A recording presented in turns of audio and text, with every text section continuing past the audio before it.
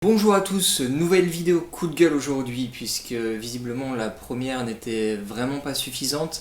J'ai eu à peu près 500 vues sur la précédente vidéo. Pour moi c'est déjà 500 personnes qui sont un petit peu informées et qui prennent un petit peu conscience de ce qui se passe. Donc je ferai tout mon possible depuis la Chine, depuis là où je me trouve, pour vous donner des conseils pour réagir par rapport à ce qui se passe et aussi exprimer un petit peu mon mécontentement par rapport à toutes les décisions qui sont prises en ce moment et qui n'ont pas de sens. Première chose d'abord, je devais contacter un client aujourd'hui par téléphone qui m'a dit qu'il ne serait pas disponible avant 18h30 parce qu'ils sont toute la journée en réunion de crise.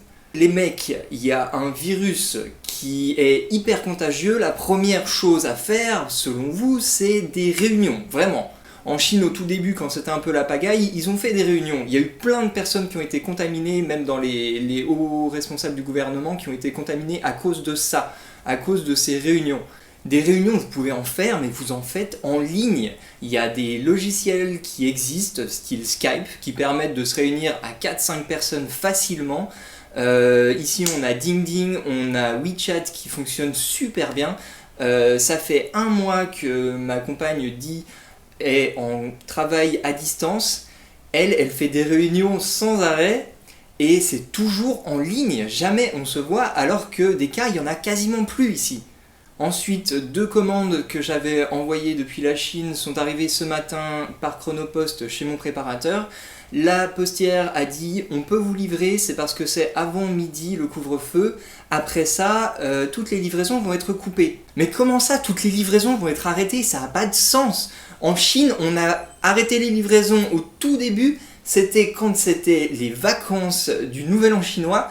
Après ça, toutes les livraisons ont repris. Et pourquoi? Parce que toute l'aide est acheminée par des livraisons. Là, comme vous avez sans doute vu dans la précédente vidéo, j'ai envoyé des masques chirurgicaux en France. Comment ils sont censés arriver s'il n'y a plus de livraison? Comment les gens qui ont commandé des masques en ligne sont censés recevoir leurs masques s'il n'y a plus de livraison? Comment les gens qui ont commandé des pièces de smartphone pour avoir un smartphone qui marche pendant ce temps de crise, ce qui me semble quand même important, vont pouvoir les recevoir s'il n'y a plus de livraison? Et en parlant de livraison, de réapprovisionnement, qu'est-ce que c'est que ce cirque dans les supermarchés? Pourquoi tout le monde s'agglutine là-dedans alors qu'on a un virus hyper contagieux? Et vraiment suspendre les livraisons alors que justement livrer de la nourriture aux personnes ce serait un moyen d'éviter cet afflux massif de gens au supermarché, c'est totalement débile, vraiment.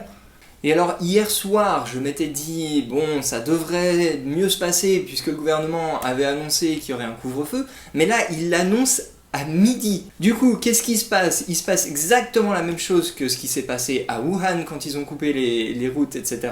Et il se passe la même chose qu'en Italie. Il y a toutes les personnes qui rentrent dans leur famille, qui se déplacent d'une ville à l'autre, etc. et qui répandent le virus absolument partout. Donc là, vraiment, si vous avez l'idée de vous déplacer d'une ville à l'autre juste avant midi, j'espère que cette vidéo sortira très rapidement et que vous pourrez la voir. Restez chez vous, vraiment. Restez à l'endroit où vous êtes. C'est pas la peine de risquer de propager encore plus le virus. Parce que là, dites-vous bien, à Wuhan, les accès avaient déjà été coupés. On était à moins de 600 cas. On a vu la catastrophe qu'il y a eu quand même derrière. Et là, en France, on est à plus de 6000 cas, presque 7000. Et ça, c'est des cas de personnes qui ont été testées, qui ont été avérées positifs. Et on est déjà dans une situation où toutes les personnes qui n'ont pas de symptômes graves ne sont pas testées. Ma sœur n'a pas été testée. Là, j'ai le fils d'un ami aussi qui n'a pas été testé.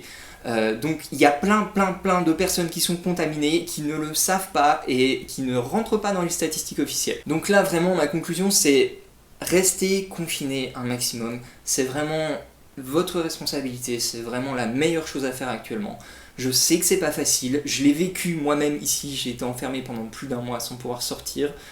Mais vraiment, on est dans une situation où les hôpitaux sont surchargés. Il y a des gens qui sont pas atteints du coronavirus, là, qui vont mourir parce qu'il n'y a pas assez de lits dans les hôpitaux, il n'y a pas assez de soignants. Donc, faites vraiment ce sacrifice, restez chez vous, je vous en supplie, faites-le.